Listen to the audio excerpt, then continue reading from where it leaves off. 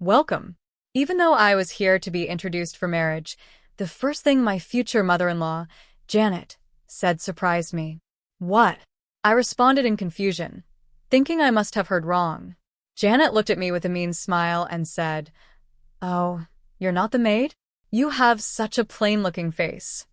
Paul, the man I thought was on my side, betrayed me by laughing along. "You're right, she does have a poor-looking face. I wonder what her parents look like," he said. Janet and Paul kept insulting me and even looked down on my parents. I couldn't take it anymore, so I secretly messaged my father. He replied quickly, saying he would come right away. I excused myself, saying I needed fresh air, unable to listen to Paul's cruel comments any longer. "Don't run away," Paul shouted with a laugh as I left. 30 minutes later, I introduced my father, Timothy, to Paul and Janet. "Here's the maid's father," Paul said mockingly. But when my father stepped in, Janet's face froze.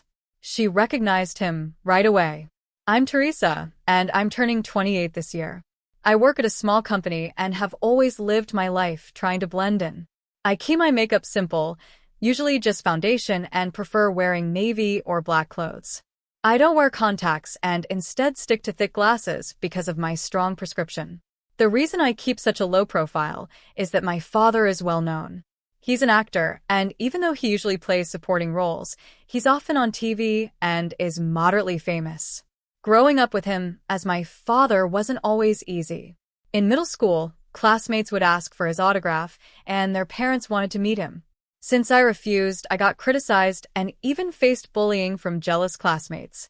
I didn't want to cause any trouble for my father, and I hated the idea of people thinking I was showing off. So, I dressed plainly and chose a high school where no one knew me. My last name is common, so I was able to live normally from then on. Because of my plain appearance, men didn't approach me, and I enjoyed a peaceful student life, spending time happily chatting about comics with my friends. I met my fiancé Paul after I started working. Paul worked for the leasing company that provided the copy machine for the company where I worked. We didn't interact much, just exchanging a few words when he came to check the machine. Everything changed the day the copy machine broke. I was busy preparing materials for an important meeting the next day, and I needed the machine to work. When it stopped, I panicked and called Paul. He came quickly and checked the machine. "Can it be fixed?" I asked, worried. He smiled and said, "Don't worry, I'll take care of it." I fell in love with that smile right then. Even though the machine couldn't be fixed, Paul arranged for a replacement, and I was able to prepare everything in time. After that, I made an effort to get closer to Paul. I got his contact information, called him often, and eventually confessed my feelings. We started dating, and Paul was always kind and considerate. He never seemed angry, and I thought he would stay that way, even after learning about my father. So, after 2 months of dating, I proposed to Paul, and he happily accepted. I remember being so happy. But there was one thing that bothered me: my appearance. I've always worn thick glasses, even on dates, and dressed plainly. It's just a habit I couldn't break. I look a lot like my father, with strong features, and because of my looks, I was often envied by girls in middle school and judged by boys. It wasn't easy, but I thought Paul wouldn't care. I planned to change my appearance little by little for him. However, after we got engaged, I started feeling uneasy. Before, Paul was always kind, but recently he started making comments that made me feel small. One day, we went to a bridal fair to choose a wedding venue. Paul suggested the place, and it was very fancy, a luxurious guest house for a big wedding with over 50 guests. I felt uncomfortable because I don't have many friends and didn't want a big event. I had hoped for a small, simple wedding. I wanted to leave right away, but Paul seemed to enjoy the place, so I stayed quiet and just went along.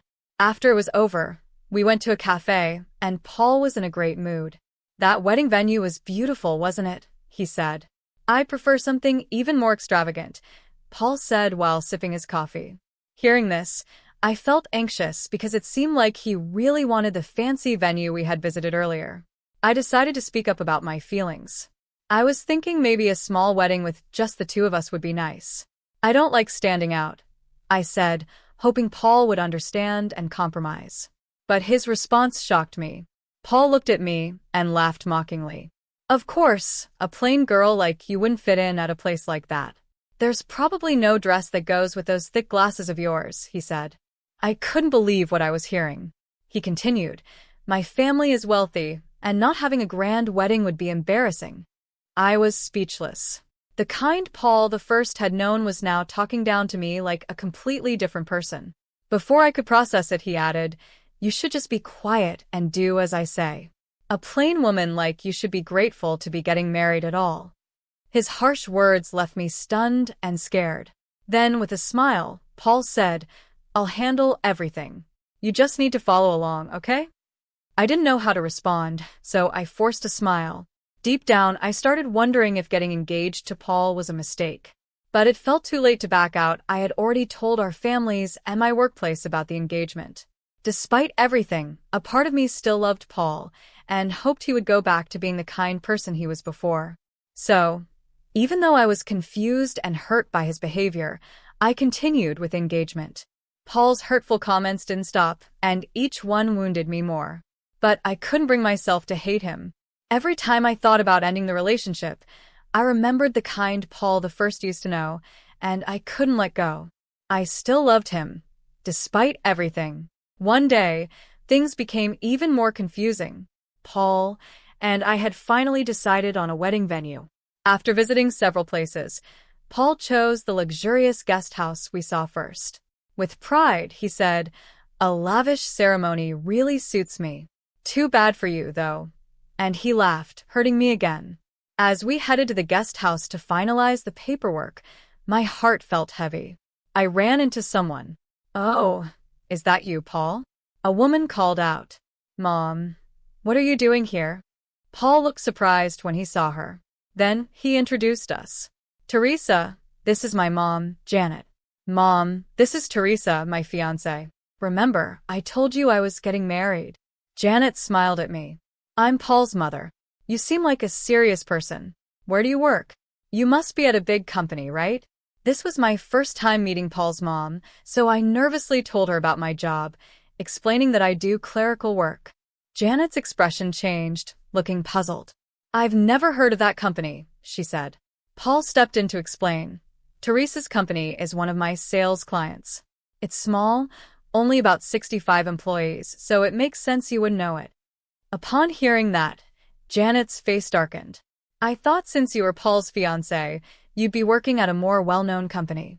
Doesn't that mean your salary is low? Are you planning to make Paul suffer? I felt embarrassed and apologized, saying, I'm sorry. My salary isn't very high. Janet sighed heavily. Can you at least not rely entirely on Paul? Our family comes from a respected background. We don't need a woman with an unclear origin, you know? I was confused and tried to respond, but Janet kept going. What about your parents? They must work for reputable companies, right? She glared at me. As I was about to answer nervously, my eyes drifted to her bag, and I noticed something familiar. I fell silent. Seeing this, Paul stepped in again. Come on, Mom, calm down. We're visiting soon to make the formal marriage introductions, remember? Fine, but I'm not really in the mood to welcome anyone, Janet replied, still glaring at me. My first impression on her had clearly been bad, and I couldn't help but sigh quietly. The road to marriage seemed very tough. Then came the day for the official marriage introduction. As I stood in front of Paul's family home, I couldn't help but whisper, wow. The house was even more grand than I had imagined. Since Janet had mentioned their family's wealth, I expected it to be impressive, but this was beyond anything I'd thought. The gate was automatic, there was an elevator inside, and there were 7 luxury cars parked outside. It was unbelievable. Paul spoke up. Dad's at work today, so it's just Mom. Make yourself comfortable, he said with a smile, but I felt nervous. Janet had been harsh to me before, and I was sure she'd make more sarcastic remarks. We entered the living room, where Janet was waiting. Hello. Thank you for the other day, I said cautiously. I greeted Janet politely, but the next moment she said something unbelievable. Welcome, maid. Even though she knew I was there for a marriage introduction, that was the first thing she said. What? I replied in confusion. thinking I must have misheard. Janet gave me a mean smile. "Oh, you're not the maid? You've got such a poor-looking face." I was shocked. How could she say something so cruel? Then Janet laughed, clearly enjoying herself. "Paul told me it's okay to treat you like a maid." It seems like Paul just wanted to marry someone who would do whatever he says. "Paul, what do you mean?" I asked, my face going pale. I wanted to believe this was just a bad joke. But the man I thought was on my side betrayed me in the worst way. Paul glanced at my face and burst out laughing. "You're right, Mom. She does have a poor-looking face. I'd love to see her parents. Maybe we could use them as servants too," he said, laughing crudely. "Having someone obedient for free sounds nice, but if they come to a wealthy house like ours, I wonder if Teresa's parents would faint from the shock," Janet added, continuing to look down on me. Then, Janet asked mockingly, "By the way, what does your father do? He's not homeless, is he?" Before I could respond, Paul burst into laughter again. "Mom, that's not a real job. With Teresa being like this, it's clear her dad doesn't have a stable career," he said, laughing so hard his stomach hurt. Janet and Paul kept making fun of my parents, assuming we were uneducated and poor just because of how I looked. I clenched my teeth in frustration. They were being incredibly rude, not only to me but also to my family. I couldn't take it anymore. While Janet and Paul weren't paying attention, I quickly sent a message to my father.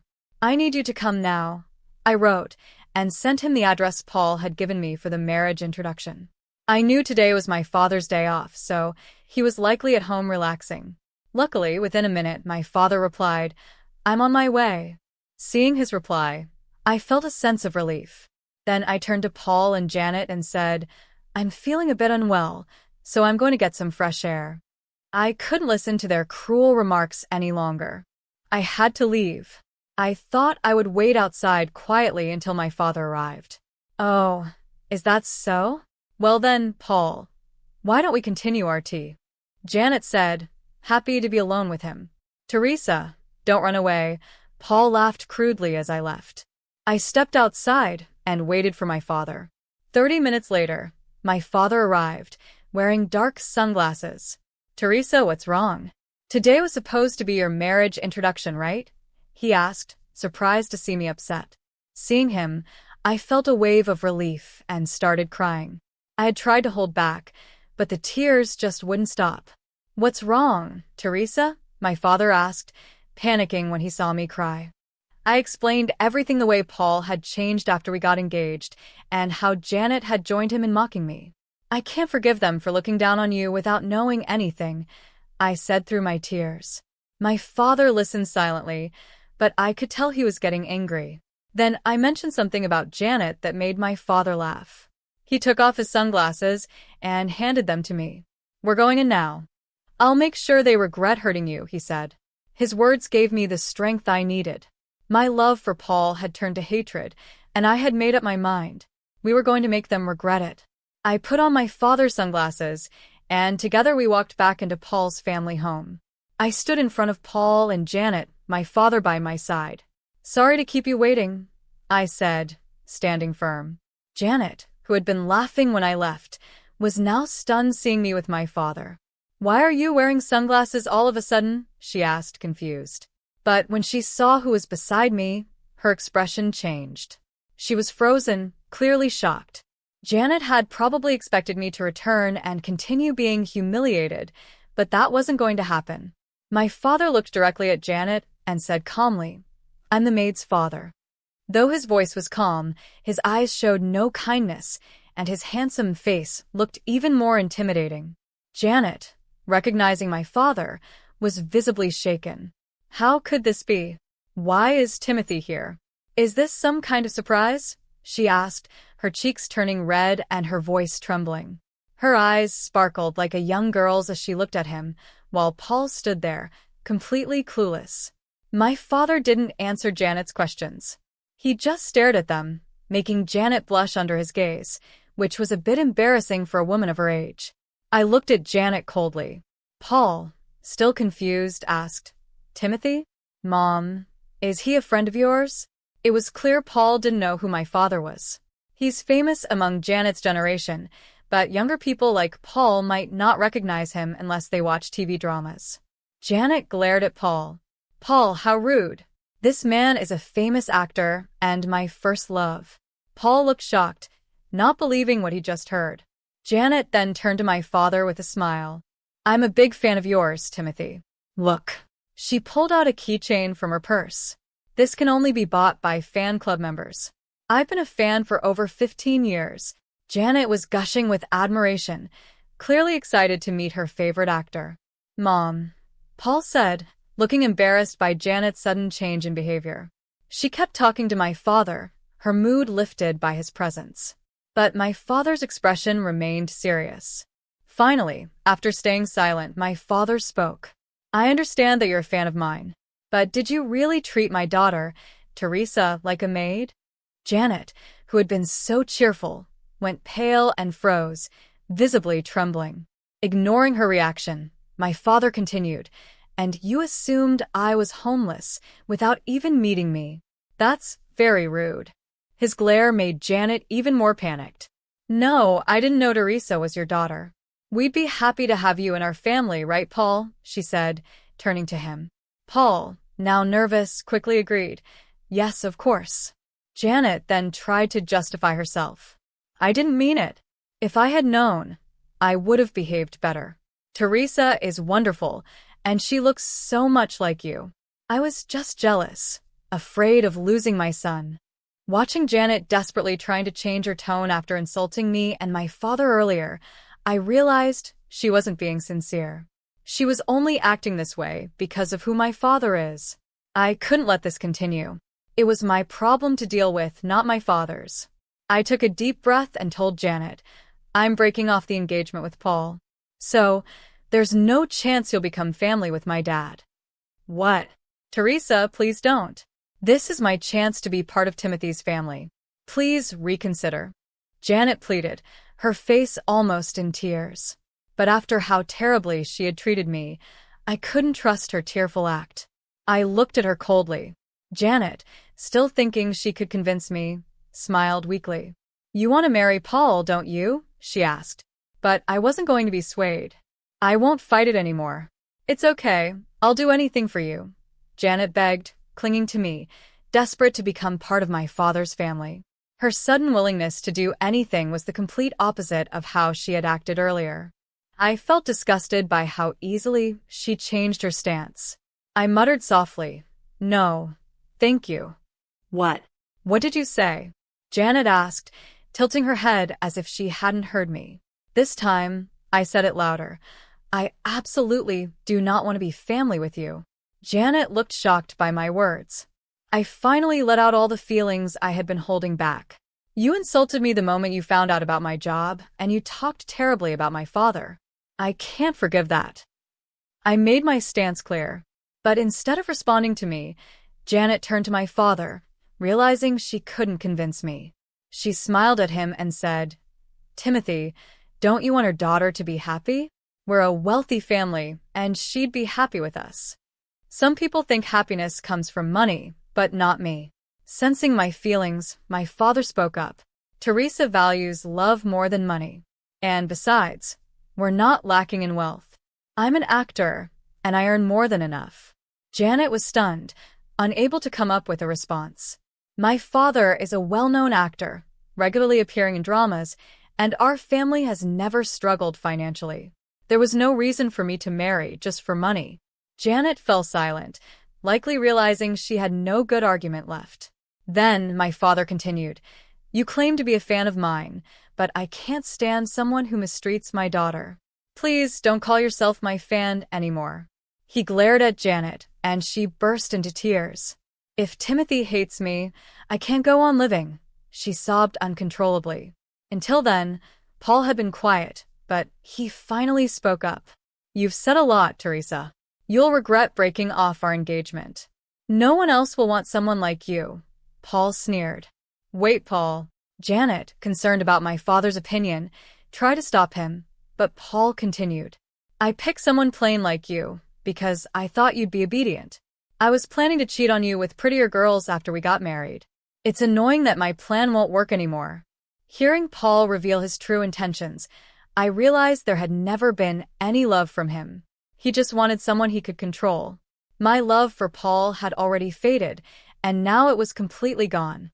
Paul kept making selfish remarks, clearly unaware of how much he had hurt me. My father looked furious, ready to confront Paul, but I stopped him. "Dad, wait." I smiled calmly, still wearing my sunglasses. "What's going on?" Paul asked, a bit thrown off by my calm smile. "Do I still look plain to you?" I asked, then took off my sunglasses with a flourish. Paul froze, staring at my face. It wasn't surprising I had put on makeup after meeting with my father and crying earlier. I usually only wore foundation, but this time I added eyeshadow, mascara, and eyeliner.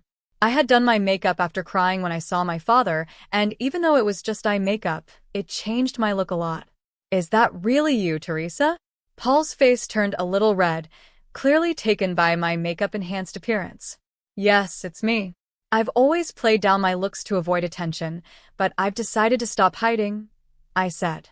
Until now, I had tried to stay low-key because of the attention my father's fame brought, but after being insulted by Paul and Janet, I realized it was okay to stand out a little and show my true self.